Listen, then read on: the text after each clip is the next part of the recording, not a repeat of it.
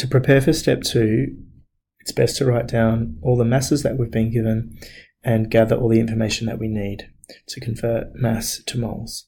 So what I do is below my balanced equation, I'll start creating a table.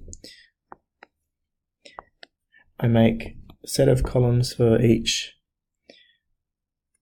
species, and I'll start writing down what we know. So in the question we're given mass, and we're given 1.00 times 10 to the 3 grams of lithium hydroxide. And the question asks us to calculate the mass of carbon dioxide absorbed. So I put a question mark here because that's what I want to find out. In order to find out the number of moles of lithium hydroxide, the other piece of information is the molar mass. So I make a second row and I write MM, which stands for molar mass.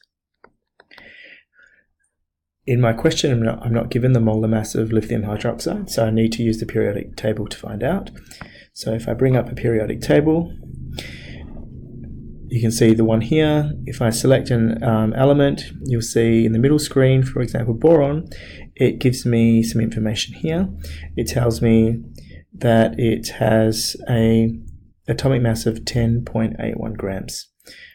But I'm not interested in boron, I'm interested in lithium hydroxide. So lithium has an atomic mass of 6.94.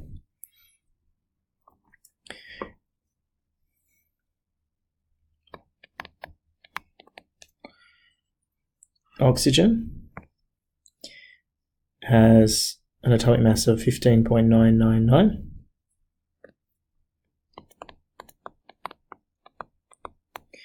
And hydrogen has an atomic mass of 1.008.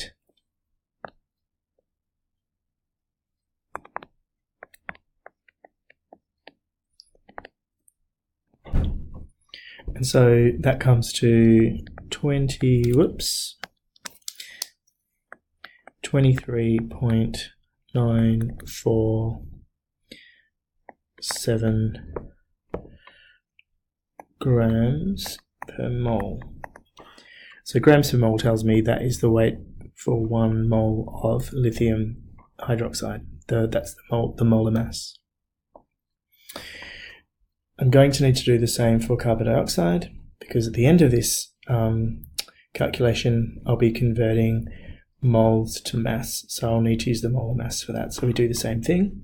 For carbon dioxide, if we look at the periodic table, for carbon, the atomic mass is 12.011.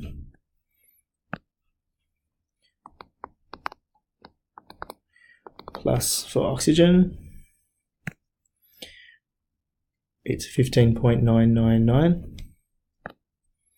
But we have 2 oxygen molecules, so 2 times 15.999,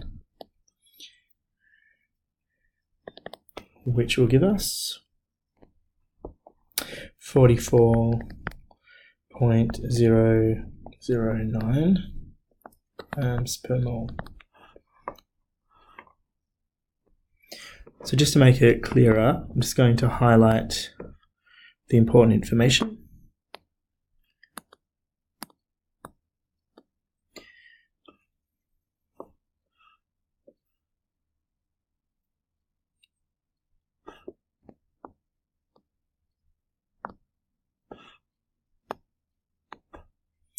So our important information is that we start off with 1 times 10 to the 3 grams of lithium hydroxide, and we now know the molar mass of lithium hydroxide.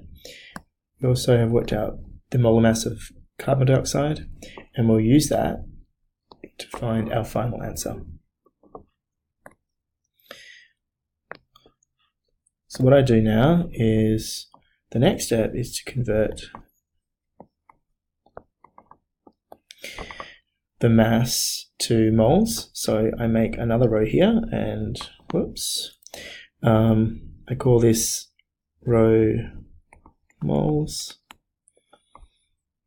And to calculate moles, remember the formula, N equals M over MM.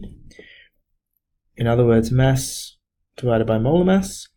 Now I have this information above here, so what I do is I simply divide my mass term at the top by my molar mass at the bottom, and my answer is 41.759 mole.